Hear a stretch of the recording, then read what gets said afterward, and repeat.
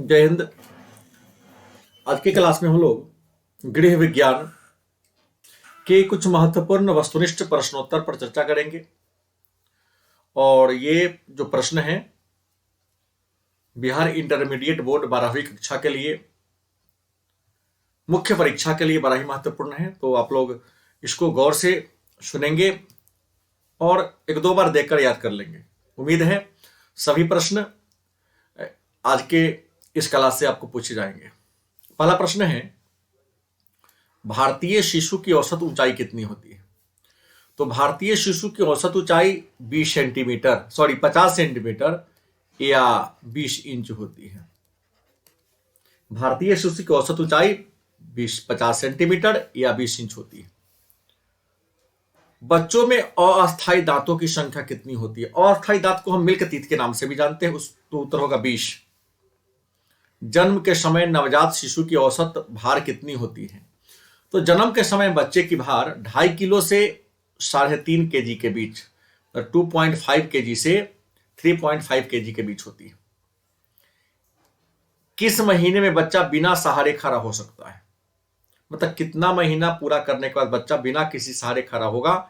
तो 9 से 12 महीना के बाद बच्चा बिना किसी सहारे खड़ा हो सकता है। कौन सा तत्व विकास को प्रभावित नहीं करता है? तो धन विकास को प्रभावित नहीं करता है। विवृद्धि से क्या मतलब है? तो बच्चा का जो संख्यात्मक विकास होता है उसी को हम विवृद्धि के नाम से जानते हैं। अगला प्रश्न है, 2 से 6 वर्ष तक के आयु के बच्चा को क्या कहते हैं? उत्तर होगा बाल्यावस्था। जन्म से ही शिशु में किस संवेग का प्रदर्शन होता है? जन्म से ही शिशु में किस संवेग का प्रदर्शन होता है? उत्तर होगा प्यार। किस आयु के शिशु घुटनों के बल पर चलने लगता है? किस आयु के शिशु घुटनों के बल चलने लगता है? उत्तर होगा 11 से 12 माह। प्रसव के उपरांत गंभीर अवधि किसके लिए होती है? प्रसव के उपरांत गंभीर अवधि किसके लिए होती है? उत्तर माता और शिशु दोनों के लिए होती है। प्रसव के बाद की अवधि में प्रत्यक्ष देखभाल की जरूरत किसकी होती है? प्रसव के बाद की अवधि में प्रत्यक्ष देखभाल की जरूरत किसकी होती है? उत्तर होगा मां और शिशु दोनों को प्रत्यक्ष देखभाल की जरूरत होती है। जन्म के 24 घंटे के अंदर नवजात शिशु को कौन सा टीका दिया जाता है? उत्तर होगा BCG का टीका। किसका टीका? BCG का टीका दिया जाता है।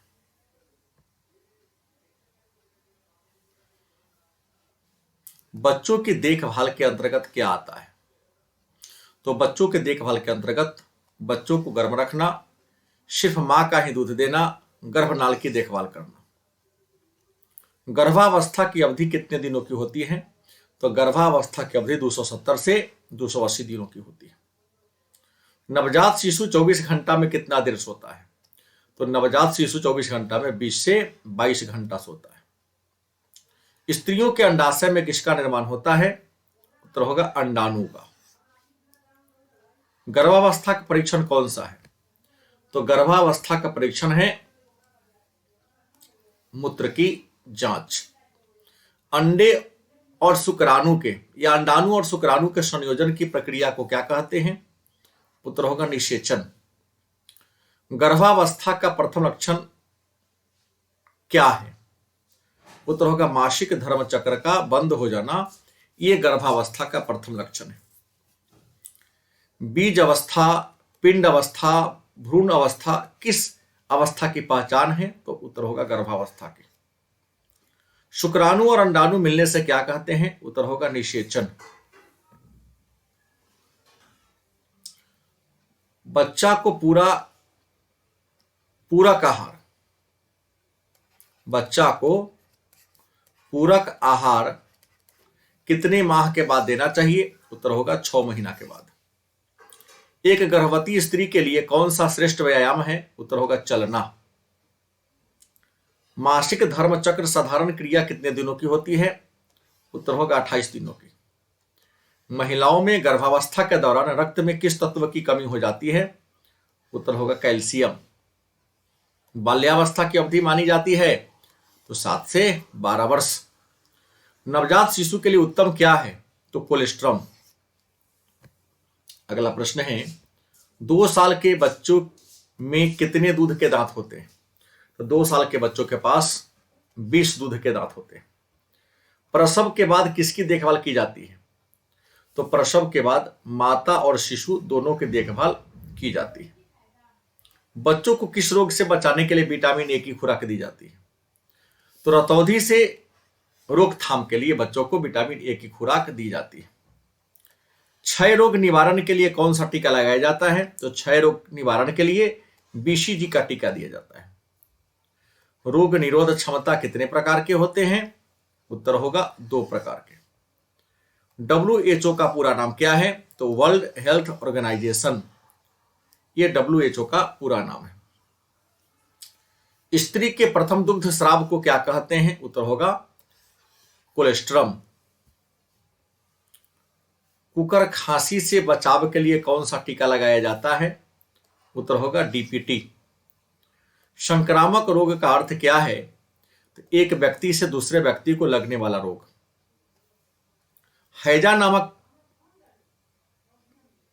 हैजा किस जीवाणु के द्वारा होता है? हैजा किस जीवाणु के द्वारा होता है? उत्तर विब्रियो कॉलोरी के द्वारा।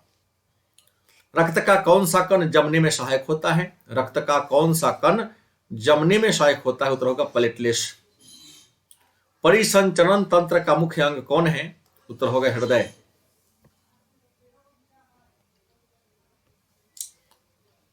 ऑक्सीजन युक्त रक्त किसके माध्यम से प्रवाहित होता है? ऑक्सीजन युक्त रक्त किसके माध्यम से प्रवाहित होता है? उत्तर होगा शिराओं के माध्यम से। शरीर की रोग से रक्षा करने वाली शक्ति को क्या कहते हैं? शरीर को रोग से रक्षा करने वाली शक्ति को क्या कहते हैं? उत्तर होगा रोग प्रतिरोध क्षमता। कुत्ता के काटने से कौन सा रोग होता है? उत्तर होगा रेबीज। डायबिटीज किसकी कमी से होता है? उत्तर इंसुलिन की कमी से। अगला प्रश्न है DPT का टीका किस रोग से रक्षा के लिए दिया जाता है? तो DPT का टीका किस रोग से रक्षा के लिए दिया जाता है? उत्तर होगा डिप्थीरिया और टिटनेस। मच्छर के काटने से कौन सा रोग होता है? उत्तर होगा मलेरिया। हैजा शरीर के किस अंग को प्रभावित करता है? हैजा शरीर के किस अंग को प्रभावित करता है? उत्तर होगा पाचन तंत्र। फेफड़े को प्रभावित करने वाला रोग कौन है? उत्तर होगा निमोनिया। पोलियो रोग से प्रभावित अंग क्या है? तो पोलियो से प्रभावित अंग बेकार हो जाता है, मतलब वह काम के लायक नहीं रह पाता है। ज्वर कितने प्रकार का होता है? तो ज्वर 5 प्रकार का होता है। पोषणहीनता से संबंधित रोग कौन है? उत्तर होगा एनीमिया। ये पोषणहीनता से संबंधित रोग है। विटामिन सी की कमी से कौन सा रोग होता है? विटामिन सी की कमी से कौन सा रोग होता है? उत्तर होगा स्कर्वी। कितने प्रतिशत स्कूली बच्चे असमर्थता पाई जाती है? मतलब कितना प्रतिशत स्कूली बच्चा में असमर्थता पाई जाती है, मतलब विकलांगता पाई जाती है? उत्तर होगा 15%। सांकेतिक भाषा किसके लिए है? तो गूंगे तथा बहरे बच्चों के लिए। अंधे बच्चों को पढ़ाने के लिए किस विधि का प्रयोग करते हैं या किस लिपि का प्रयोग करते हैं? उत्तर होगा ब्रेल लिपि। बच्चों में असमर्थता हो सकती है? उत्तर जन्म से पूर्व, जन्म के समय, जन्म के बाद। मानसिक रूप से असमर्थ बच्चा किसे कहते हैं? उत्तर जिनकी बुद्धि का विकास ठीक से नहीं हो पाता है। वैकल्पिक देखरेख का अर्थ क्या होता है? उत्तर माता पिता की अनुपस्थिति में बच्चों की देखरेख। ICDS की स्थापना किस वर्ष हुई? उत्तर होगा 1975 में। शिशु सदन को किस नाम से जानते हैं? उत्तर होगा शिशु सदन या क्रैच के नाम से। इसको बाल वाटिका भी कहते हैं। मोबाइल शिशु सदन किसके साथ घूमती है? उत्तर कर्मियों के साथ।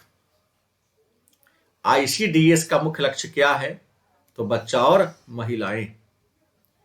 क्रैच में कितने वर्ष के बच्चे को रखा जाता है? तो क्रैच में 0 से 4 साल तक के बच्चों को रखा जाता है।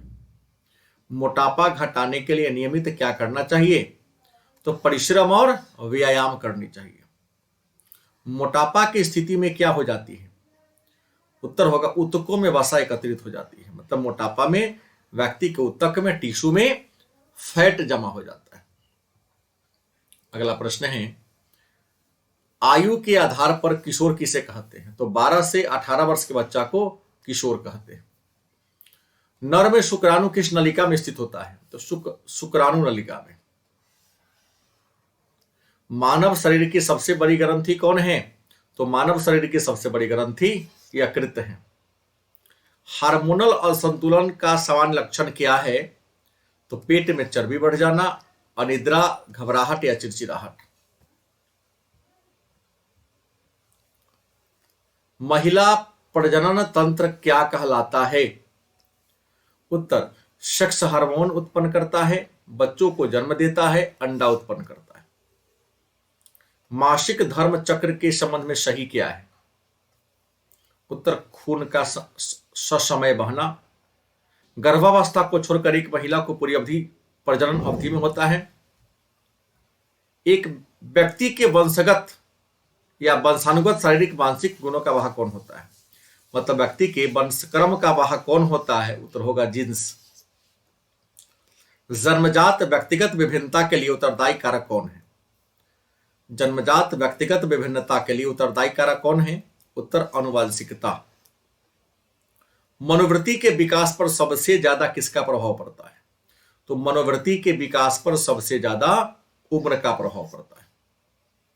किस हार्मोन के कम स्राव होने से पुरुष में पुरुष की गुण कमी देखी जाती है? तो होगा एंड्रोजन।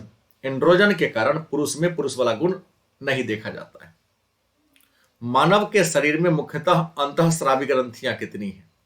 तो मानव के शरीर में अंतःस्रावी ग्रंथियां 8 हैं। मानव शरीर की सबसे बड़ी ग्रंथि कौन है? तो मानव शरीर की सबसे बड़ी ग्रंथि यकृत है। थायराइड ग्रंथि से निकलने वाला हार्मोन क्या कहलाता है? तो थायराइड ग्रंथि से निकलने वाला हार्मोन थायरोक्सिन कहलाता है। किस ग्रंथि को मास्टर ग्रंथि कहते हैं? तो पीयूष ग्रंथि या पिट्यूटरी ग्रंथि को हम मास्टर ग्रंथि के नाम से जानते हैं। गले में कौन सी ग्रंथि पाई जाती है? उत्तर होगा थाइमस ग्रंथि। अंतःस्रावी ग्रंथि कैसी होती है? उत्तर, नलिका विहीन होती है। महिलाओं में कितने अंडाशय होते हैं? उत्तर होगा 2। कौन सा हार्मोन पिट्यूटरी ग्रंथि से स्रावित होता है? कौन सा हार्मोन पिट्यूटरी ग्रंथि से स्रावित होता है? उत्तर होगा वृद्धि हार्मोन। मादा प्रजनन प्रणाली का भाग कौन कौन है? तो मादा प्रजनन प्रणाली का भाग है गर्भाशय, डिंबवाहिनी, अंडाशय। प्राथमिक संवेग के उदाहरण हैं। तो प्राथमिक संवेग के उदाहरण हैं क्रोध, भय और प्रेम। ये प्राथमिक संवेग के उदाहरण हैं। किस अवस्था में किशोर अंतर्मुखी हो जाता है? तो प्रारंभिक किशोरावस्था में किशोर अंतर्मुखी हो जाता है। संज्ञानात्मक विकास की कितनी अवस्था है? तो संज्ञानात्मक विकास की 5 अवस्था है। अगला प्रश्न है, किशोरावस्था की समस्या क्या है? तो किशोरावस्था की पहली समस्या है शारीरिक वृद्धि के कारण उत्पन्न होने वाली भद्देपन की समस्या, स्वतंत्रता और नियंत्रण संबंधी समस्या और यौन समस्या। ये किशोरावस्था की समस्या है। अगला है, धूम्रपान पर सर्वाधिक प्रतिकूल प्रभाव पड़ता है। मतलब धूम्रपान करने से सबसे ज्यादा उल्टा प्रभाव किस पर पड़ता है? तो उत्तर होगा श्वसन तंत्र पर। एड्स नामक रोग के मुख्य वाहक कौन है? तो एड्स का मुख्य वाहक है नशे में आदि से व्यक्ति वेश्यावृत्ति में संलिप्त, नशा, वेश्यावृत्ति में संलिप्त और पेशेवर रक्तदाता। तलाक के कारण है विचारों में मतभेद। विचारों में मतभेद के कारण तलाक होता है। मध्य प्रोडक्ट अवस्था की आयु क्या है? मध्य प्रौढ़ अवस्था की, यहां क्या होगा? प्रौढ़। मध्य प्रौढ़ अवस्था की आयु कितनी है? तो 40 से 60 वर्ष। रजोधर्म या मासिक धर्म स्त्रियों से संबंधित है, मतलब किस अवस्था में स्त्रियां मासिक धर्म से मुक्त हो जाती है? उत्तर 45 से 50 वर्ष में। एक वृद्ध व्यक्ति स्वयं कैसा अनुभव करता है? तो एक बूढ़ा व्यक्ति असुरक्षित महसूस करता है अपने आप को। अगला प्रश्न है, वृद्धावस्था में चेहरे में क्या परिवर्तन आता है? तो झुर्रियां आने लगती हैं, त्वचा सूख जाती है, मांसपेशियां लटक जाती है। एरिक एरिक्सन ने वृद्धावस्था को कौन सी अवस्था कहा है? तो संपूर्णता बनाम निराशा की अवस्था। संपूर्णता बनाम निराशा की अवस्था। बुजुर्गों की सामाजिक आवश्यकताओं को पूरा करने के लिए एक आदर्श वृद्धाश्रम होना चाहिए। उत्तर स्वयं की आयु वर्ग में संगति। अगला प्रश्न है, गर्भावस्था में रक्त में किस तत्व की कमी हो जाती है? प्रश्न है, गर्भावस्था में रक्त में किस तत्व की कमी हो जाती है? तो गर्भावस्था में रक्त में लौह तत्व की कमी हो जाती है।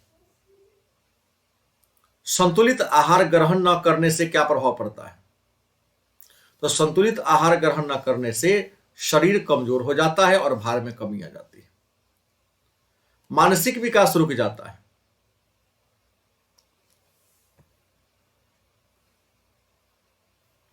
मतलब कितनी उम्र के बाद मानसिक विकास थोड़ा धीमे होने लगता है? तो 35 वर्ष के बाद।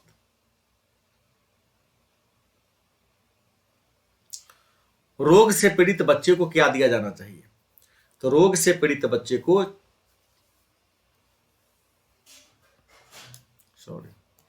यहां प्रश्नों का 35 रोग से पीड़ित बच्चे को क्या देना चाहिए? तो चीनी एवं नमक युक्त पानी का घोल। भोजन को पौष्टिक तत्वों से समृद्ध बनाने के लिए करना क्या चाहिए? तो मिश्रण करना चाहिए। गर्भावस्था में किसकी आवश्यकता बढ़ जाती है? उत्तर होगा कैल्शियम की। एक दूध पिलाने वाली माता को पहले 6 महीना में प्रतिदिन आहार में कितना अतिरिक्त प्रोटीन देना चाहिए? उत्तर होगा 20 ग्राम। पोषक तत्व मानव जीवन की कौन सी आवश्यकता है?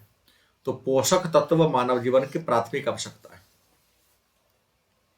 आहार आयोजन किसकी बचत में मदद करता है?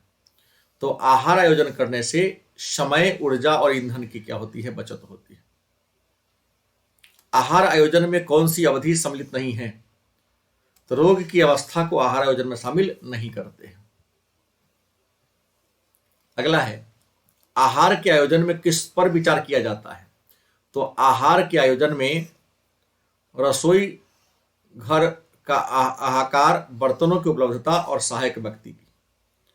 मां के स्तन से निकलने वाला पहले पीले दूध को क्या कहते हैं?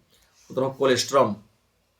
बच्चों को कितने महीना बाद ठोस आहार देना चाहिए? उत्तर होगा 6 महीना बाद। आहार आयोजन का महत्व किसके लिए है?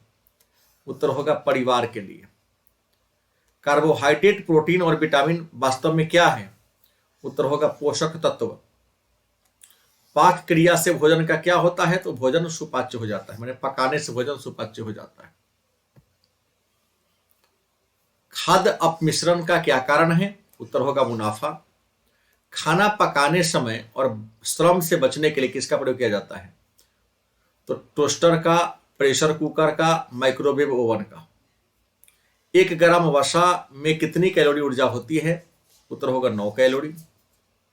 कौन सा पोषक तत्व प्रति ग्राम सबसे अधिक ऊर्जा प्रदान करता है? तो होगा वसा। मतलब इंसान को वसा सबसे अधिक ऊर्जा देता है। किस भोज्य पदार्थ में सबसे ज्यादा विटामिन मिलता है? विटामिन सी मिलता है। तो उत्तर होगा आंवला। फ्रेश फूड विटामिन किसे कहते हैं? तो दूध को फ्रेश फूड विटामिन कहते हैं। विटामिन सी के सबसे अच्छा स्रोत क्या है? तो विटामिन सी सबसे अधिक नींबू, खट्टे और रसदार फल और आंवला में। आंवला, खट्टे, रसदार फल, इन सब में मिलता है। प्रत्येक व्यक्ति के लिए कौन सा आहार सर्वोत्तम माना जाता है? तो संतुलित आहार। आहार आयोजन को प्रभावित करने वाला आहार कारक कौन है? तो आर्थिक स्थिति आहार आयोजन को प्रभावित करता है। विटामिन डी का मुख्य स्रोत क्या है? उत्तर होगा सूर्य का प्रकाश। मिलावट को रोकने के लिए क्या जरूरी है? तो प्रमाणन और नियमित जांच पड़ताल। भोज्य पदार्थ को खराब होने का क्या कारण है? तो जीवाणु के कारण भोज्य पदार्थ खराब हो जाते हैं। एंजाइम तथा रासायनिक पदार्थ आहार संरक्षण की विधि है।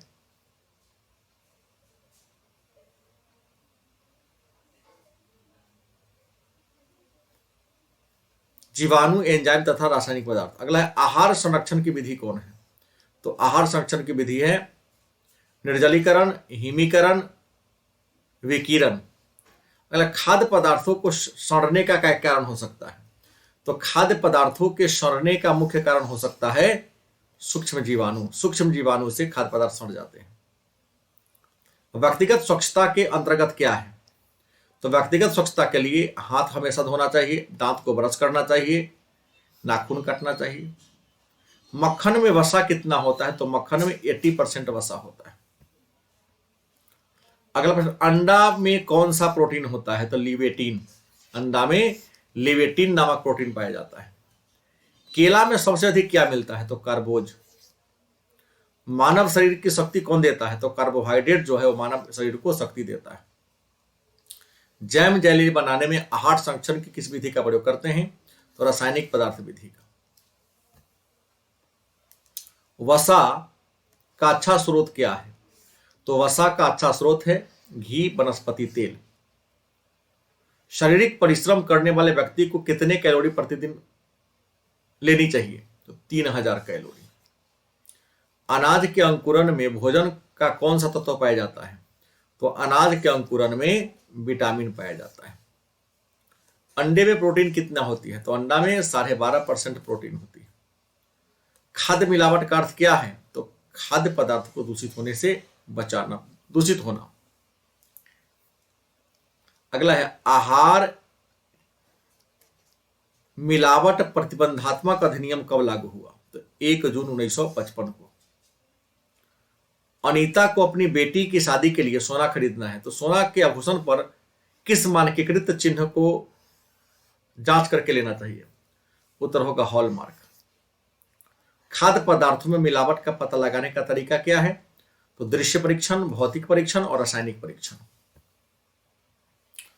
एफपीओ वाला खाद्य पदार्थ होता है तो जैम और फल फूल से बने सामान। खाद्य विषाक्तता का लक्षण क्या है? तो जी मिचलाना, उल्टी होना, दस्त होना। नमक में कौन सा खनिज मिलाया जाता है? तो आयोडीन। मानकीकरण का चिन्ह दर्शाता है उत्तरों का वस्तु की गुणवत्ता का। मिलावटी सामान का नग्न आंखों द्वारा पता लगाया जा सकता है, तो पपीते का बीज का। मिश्रण निवारण अधिनियम कब लागू हुआ? 1954 में। दूध में क्या मिलाया जाता है? तो पानी, स्टार्च और दूध पाउडर। साबुत काली मिर्च में क्या मिलाते हैं? तो पपीते का बीज। अनाज में अधिकतर क्या मिलाया जाता है? तो कंकर पत्थर अनाज में मिला देता है लोग। खाद्य पदार्थों पर दिया जाने वाला प्रमाण चिन्ह कौन है? तो एफपीओ। खाने पीने की वस्तु पर दी जाती है। हल्दी के पाउडर में क्या मिलाते हैं? तो आटे का चूर्ण और पीला रंग। एफपीओ का पूरा नाम क्या है? तो भोजन उत्पाद संगठन। एक रोगी को कितनी कैलोरी ऊर्जा प्रतिदिन मिलनी चाहिए? तो 1500 से 2000 कैलोरी। एक रोगी को प्रतिदिन कितना अतिरिक्त प्रोटीन की आवश्यकता होती है? तो 80 से 100 ग्राम। निर्जलीकरण में रोगी को क्या मिलाया जाता है? तो ओआरएस का घोल। शरीर का कितने डिग्री फ़ारेनहाइट तापक्रम बढ़ने पर चयापचय दर 7% बढ़ जाता है? तो 1 डिग्री फ़ारेनहाइट। उच्च रक्तचाप के कितने प्रकार हैं? उत्तर होगा 3। मधुमेह रोग संबंधित है? उत्तर होगा चयापचय से। पीलिया रोग में रक्त में किसकी मात्रा बढ़ जाती है? तो बिलीरुबिन की मात्रा। बिलीरुबिन की मात्रा पीलिया में व्यक्ति के खून में बढ़ जाता है। डायबिटीज के लक्षण क्या है? तो बार बार पेशाब आना, धुंधला दृष्टि, अधिक प्यास आना। कंपनी का मासिक व वार्षिक आय व्यय का ब्यौरा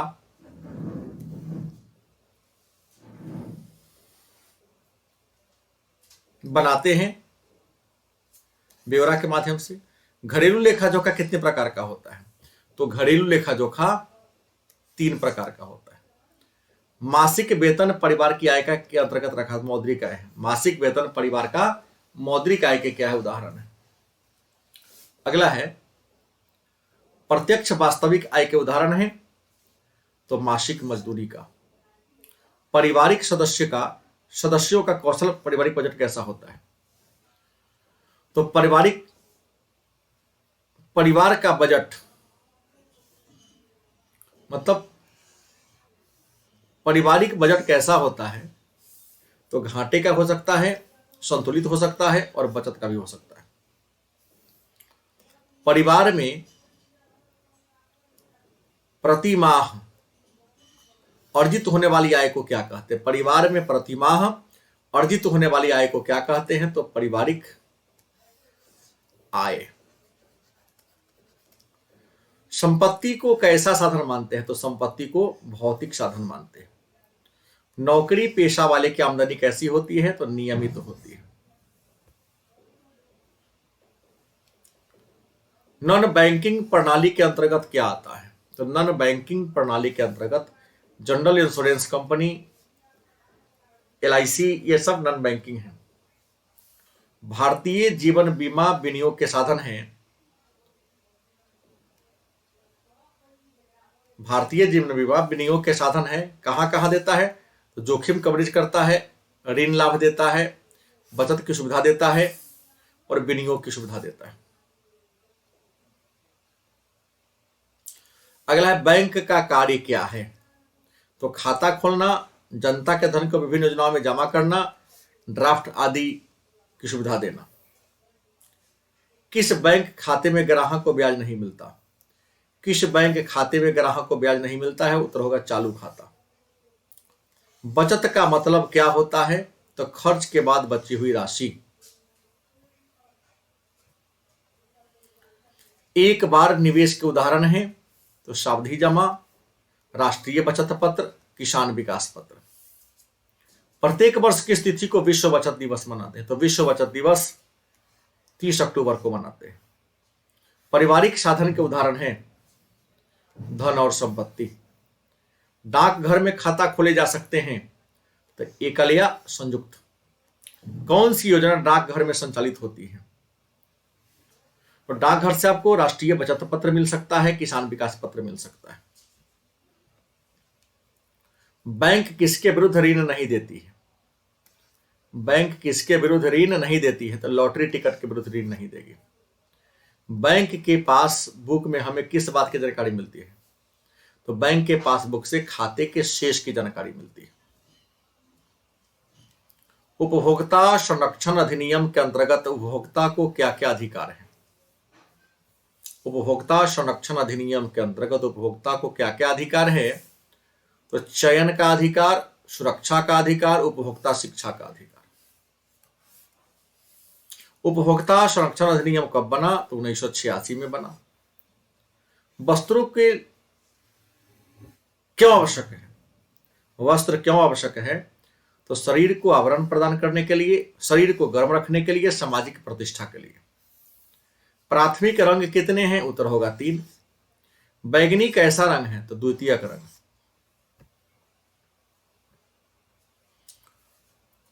कौन सी रेखा लंबाई की आभासी होती है, कौन सी रेखा लंबाई की आभासी होती है, तो खड़ी रेखा।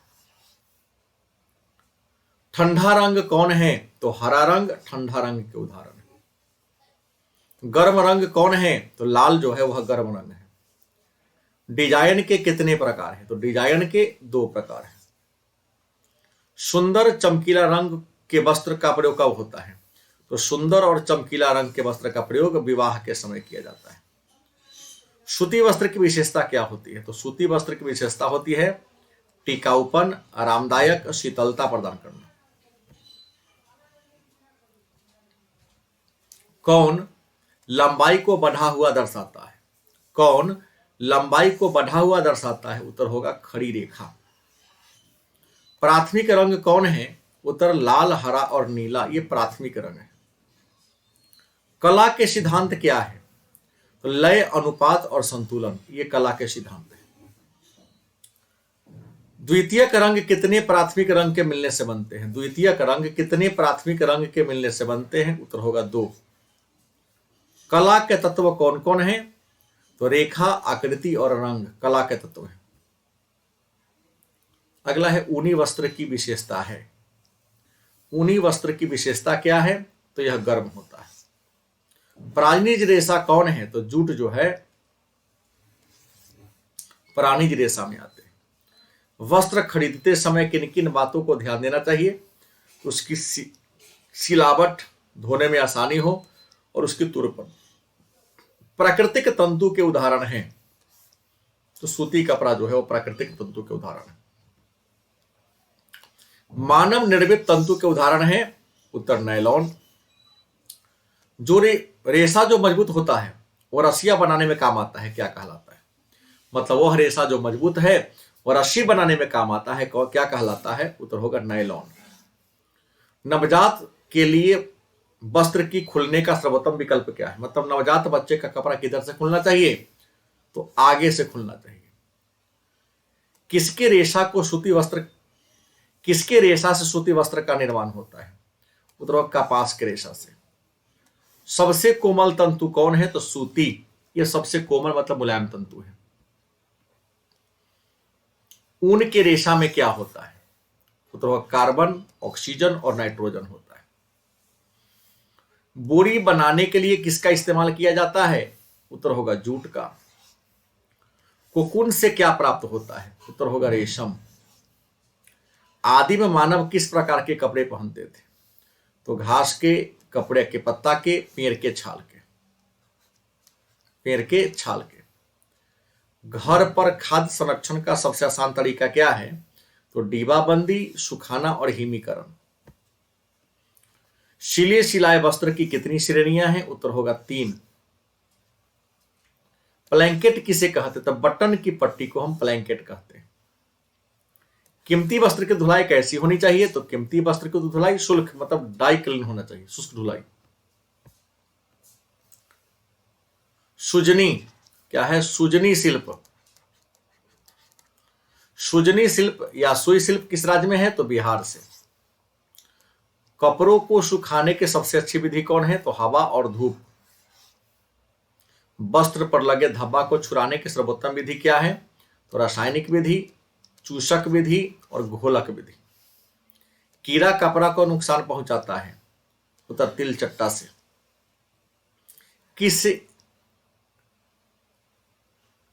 किस धब्बा को छुड़ाना सबसे कठिन कार्य है? मतलब किस दाग को छुड़ाना कठिन कार्य है? उत्तर होगा जंग के धब्बा को। स्टार्च किस वस्त्र को दिया जाता है? स्टार्च किस वस्त्र को दिया जाता है? उत्तर होगा सूती वस्त्र को। नवयुक्त वस्त्र किस चीज में दाग लग जाती है? क्या है? नमी युक्त। क्या होगा? नमी युक्त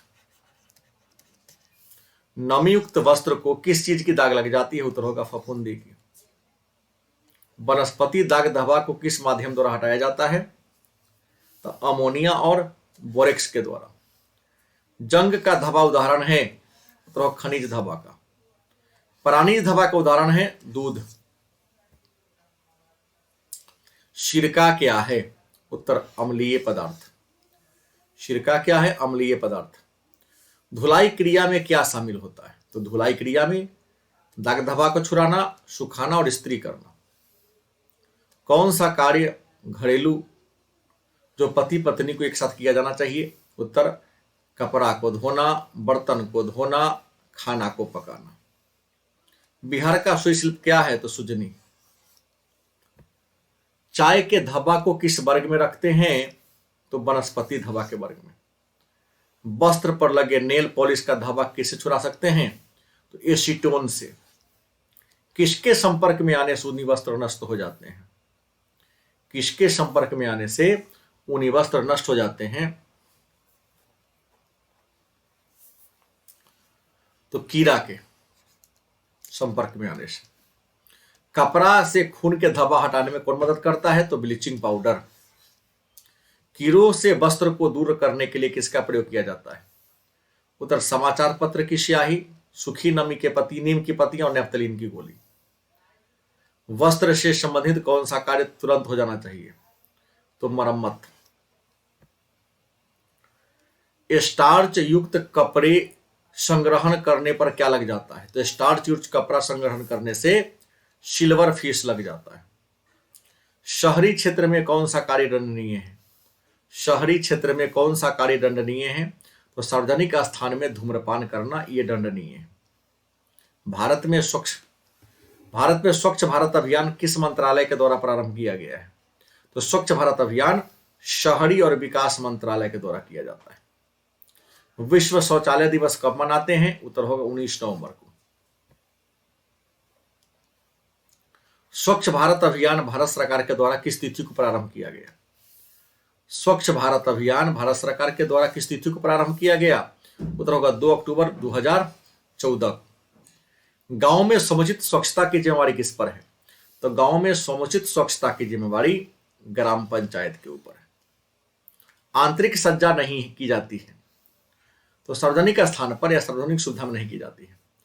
आंतरिक सजावट का क्षेत्र कौन है? तो कमरों की सजावट। अगला प्रश्न है, घर मानव जीवन को क्या प्रदान करता है? तो सुरक्षा, प्रतिष्ठा और स्थायित्व। गृह सज्जा के मुख्य साधन कौन कौन है? तो फर्नीचर, पर्दा और सजावटी सामान। आंतरिक सजावट कहां की जाती है? उत्तर बैठने के कक्ष में, शयन कक्ष में और भोजन कक्ष में। परिवार के सदस्यों की सफलता किस पर निर्भर करती है? उत्तर सुनियोजित गृह प्रबंधन पर। बुनियादी जरूरत की सूची में शामिल कौन कौन है? तो भोजन, वस्त्र और आवास। ज्ञान किस प्रकार का साधन है? तो ज्ञान मानवीय साधन है। तो ये गृह विज्ञान के कुछ महत्वपूर्ण वस्तुनिष्ठ प्रश्न हैं जो परीक्षा के दृष्टिकोण से बड़ा ही महत्वपूर्ण और उपयोगी हैं। तो आज की क्लास में इतना ही। धन्यवाद।